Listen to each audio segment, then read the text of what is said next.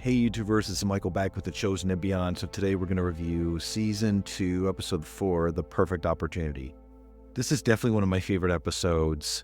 I want to say this is in my top 3 or 4 favorite episodes because we get the introduction of a lot of great characters, including Simon the Zealot and Atticus, the special detective of Caesar, who I really love this character. And there's just so much going on. You've got the Feast of the Tabernacles happening. You've got the introduction of these 2 new characters, the healing at the Pool of Bethesda, some really interesting conversations, and there's just a lot of intrigue. Right now, a lot of intrigue is happening, so we're getting into the heavy, but there's also a lot of hidden meanings too. But the intrigue is getting really big. There's the scenes, the set designs are getting bigger. There's so much going on. I'm trying to go back and look. I think what I like about this episode the most is maybe the battle between what I think I'm going to be doing to serve God and what I'm going to end up doing to serve God. I think that's the most interesting thing for this, definitely for Simon, but I think also for Atticus as well. I think this is the beginning of where we see the presence of Jesus changing lives around us. It's already impacting Simon when he meets his brother. So it's going to happen in this episode. And so Simon the Zealot's brother gets healed at the Pool of Bethesda. But then already now, this investigator, Atticus, who was probably working on other things, now he's got to go figure out what's going on. Why did Simon the Zealot change his mission? Now I got to go find out about this guy, Jesus. So that's now changing his life in a direction it never would have gone. And he ends up becoming, obviously, he has influence with the Roman leaders, so he's going to be giving this intelligence and feedback to them, and that's going to change their lives. So this is the beginning for me of the spiritual battle. You're seeing that portrayed as it's impacted into the Roman soldiers and other leaders that are being involved. So let's break this episode down. Let's get into it. Okay, so for this first scene here, when Season 2, Episode 4, The Perfect Opportunity, this episode is really powerful. It brings in a lot of new character introductions, some long-awaited healings, and a reminder that God's timing often defies our own expectations, right? We get to meet Simon the Zealot, we get to revisit Jesse, the man at the pool, and we see him in the beginning of the episode, then we visit him over multiple times over many of the years. So that's really interesting. We see the connection that the brothers have. And so let's dive in here a little bit. So we see the boy here in the first scene. We see the boy, he's climbing the tree. There's something innocent about it. He does this later. We know that this is Jesse. This is the man at the pool waiting to be healed. And he falls, right? So he falls from the tree, and his father tries to get him to take him to safety. They find out that he's hurt, and everything starts to change. It leaves him paralyzed. We can already see it's going to be a very tough life here. And sometimes we go through pains, and that's the way life goes. So as we see here, we see now young Jesse on the mat. Oh, this is a foreshadowing because we will see him again on the mat in the future at the pool. Again, we're seeing people leaning on their own understanding. He's not able to get the boy healed, so he goes to a shaman, or he's paying him money, and they're going to attempt these ritualistic tried healings. Those don't work, of course. And now here we see Jesse playing with the children, and we're getting an introduction to his brother Simon. This fast forward, there's a lot of scenes here. It goes by very quickly, and I don't want to spoiler it, but obviously we see certain family members pass as the time goes up. Jesse gets a younger brother, Simon, who we now know as Simon the Zealot, and you can see he's trying to help him in keeping the brotherhood strong by having the children invite him to play even though he can't walk. It's really beautiful. And we fast forward again, and we start to see as they grow up, Simon's pushing Jesse through the cart, through the village. They witness some Roman soldiers mistreating a Jewish man, and this moment becomes a turning point for Simon. He's seeing the injustice unfold, and he's starting to get angry, and this is where the seeds of the zealotry are planted with him. And he has faith, but he's also very frustrated. So you see here the Roman soldiers, they're roughing up the Jewish person. We don't know if what was an arrest or just an argument, but there is a similar parallel here to Psalms 10. The Lord, hear our desire of the afflicted. You will bring justice to the oppressed. So I think Simon, he's bringing his own justice here. He's not willing to wait any longer. So we see Simon's zealot here. He's seeing this. He is receiving, someone notices him in the crowd, and he's receiving a parchment. This is an invitation to possibly become a zealot and join what they call the fourth philosophy, which is referred to in The Chosen quite a bit.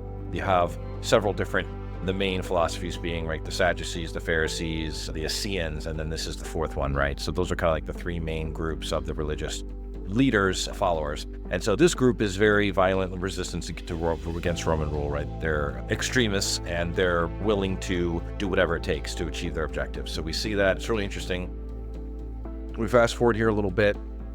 We see Jesse reading Simon's goodbye letter. It's very heartbreaking. And Simon walks alone off into the mountains to join the Zealots. And the letter says, when the day I see you healed comes, I'll know Messiah has come. So I believe this is from Zechariah. I'm getting a little bit further. But he reads the letter, and moving forward, we fast forward many years. I think I want to say it's at least 20 years or so. I think he mentions he's almost 40, right, in one of the scenes. So we know this is at least 20 years. And now he's no longer a boy. He's a trained zealot with his sacred blade that he's got there. And it's not only training, it's a devotion. His version of discipleship, right, until he's going to meet, right, Jesus, and that will change everything. But this is a very similar parallel to Matthew, where he was formerly devoted to Rome and began his journey walk with Jesus. Both men are on the opposite sides of the system and then called to follow Jesus, Messiah. So, and meanwhile, we have Jesse here at the pool, and days later, I think we know this is from John 5, a great number of disabled people used to lie here, the blind, the lame, and the paralyzed. One who had been here for 38 years. That's Jesse. So I was just quoting that from John 5. When he'd been waiting for decades and still had not been healed. So he's very frustrated. He can't get to the pool in time. You can see here in this scene, we're getting a little bit more shot of the pool. Really beautiful shots in this episode. You can tell they put a lot of effort into the larger areas where they filmed, and different corridors, hallways, rooms, and this pool area. And it's just really beautiful, but he's at this point, he's given up. He's like, every time I go down there, I get kicked, and I can't keep trying to crawl down there. So he's pretty much ready to give up, right? He's lost almost all hope. So on the other hand, we have now Simon, this is what they call Z. I might just say Z here a little bit, but Simon the Zealot, or also known as Z. He's now entering a full zealot simulation here, where this is like an assassination rehearsal. Simon Z and his brothers are in arms pretending to escort a Roman magistrate, or at least his brothers are, and he is waiting to ambush them and take out this leader. So it's really interesting here. We see Simon is hiding. He comes out of the hidden shadows where he was pretending to be a person in the marketplace and used a distraction, and he was successful in his mission. So this is really interesting. You see what the zealots are willing to do. They're very extremist, and if they think someone is crossing the lines, they're going to take them out, right? They have their reasons based on their beliefs.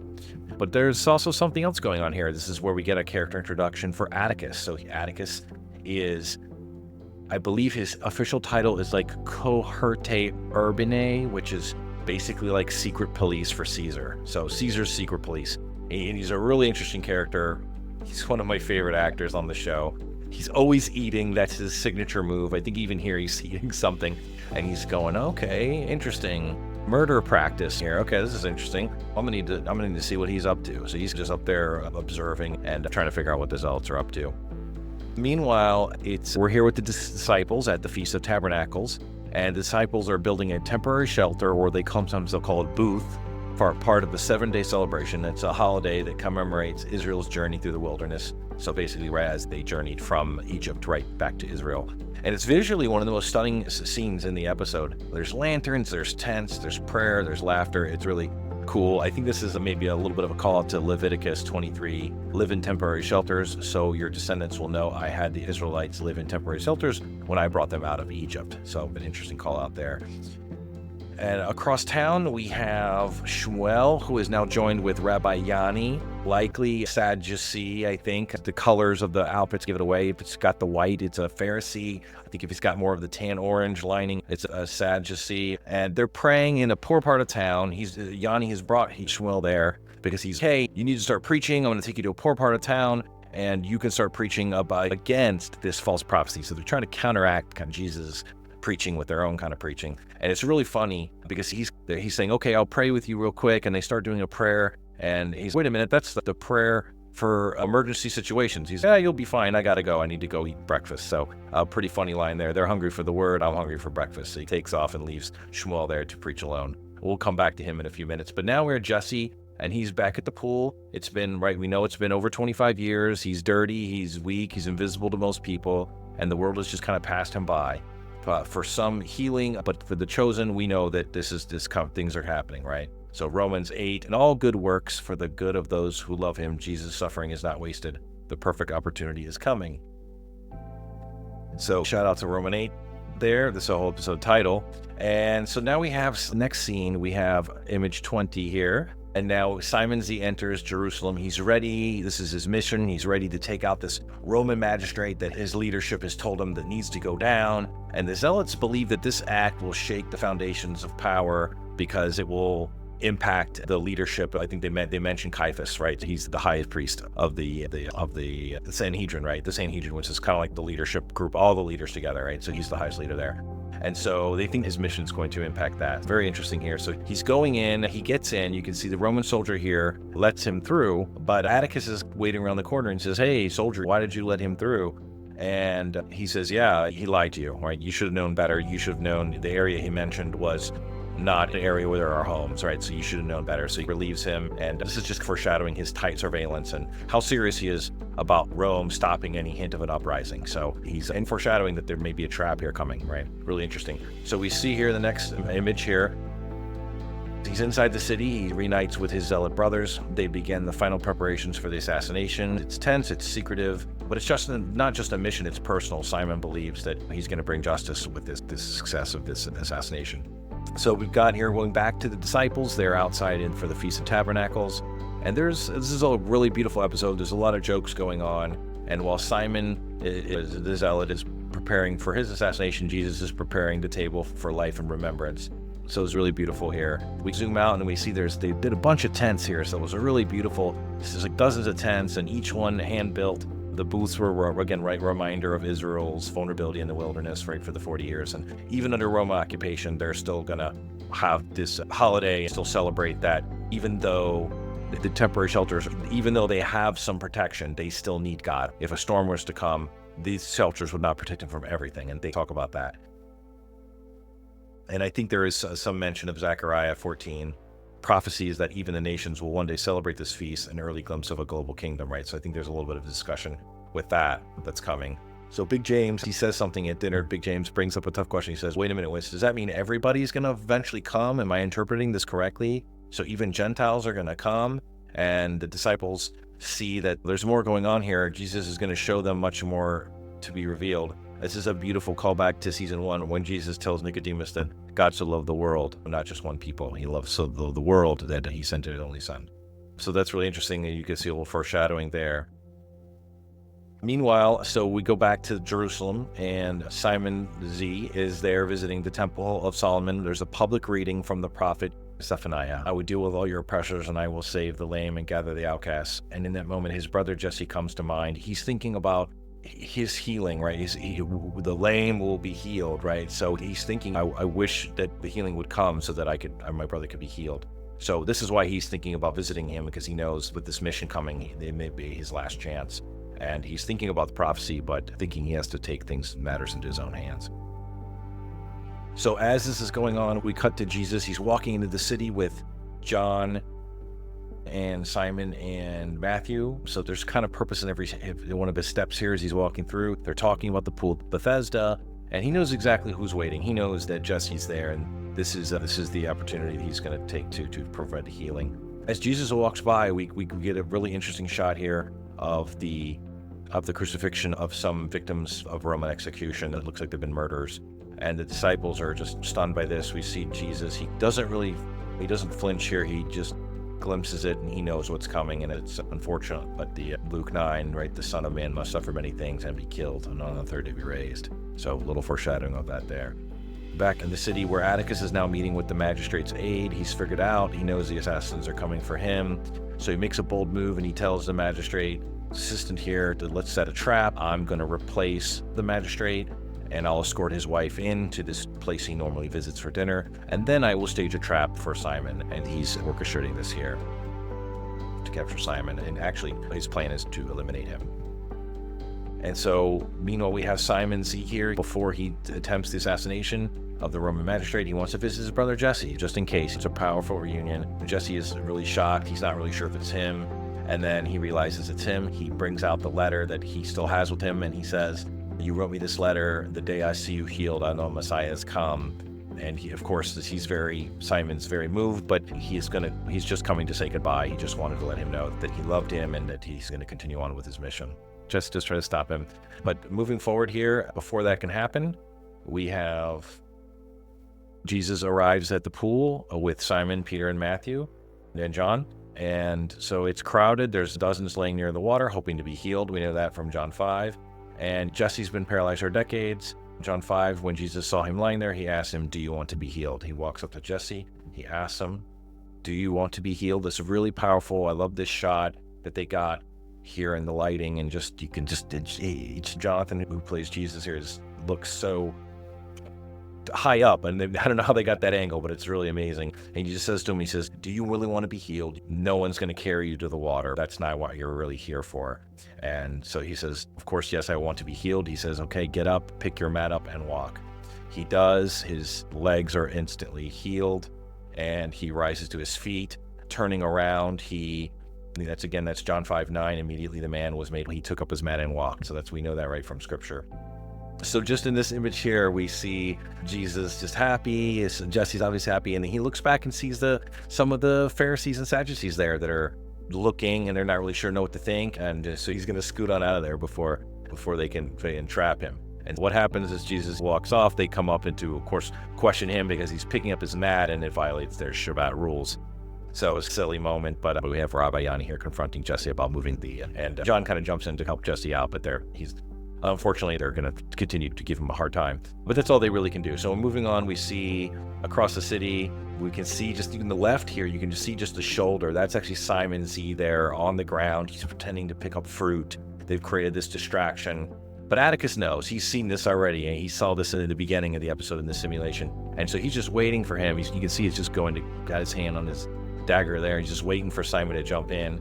And what happens is he's getting ready to do it. He looks up, and then he sees out of the corner of his eye Jesse walking with his mat, and he's immediately thoughts of Messiah have to be running through him because he's thinking, I've been praying for this. Messiah must be here. So this is a really beautiful scene here. He catches up to him. They hug. You can see in the background. It's really beautiful. The brothers just hug here, and Simon saying, you can't really make out what he's saying, but he said, I knew it would happen. And behind them through the fire, you can see Atticus is watching. And this is a really interesting moment. I love all the angles they shot here. But he's now thinking, wait a minute, what have I missed? There is some intelligence that I have missed.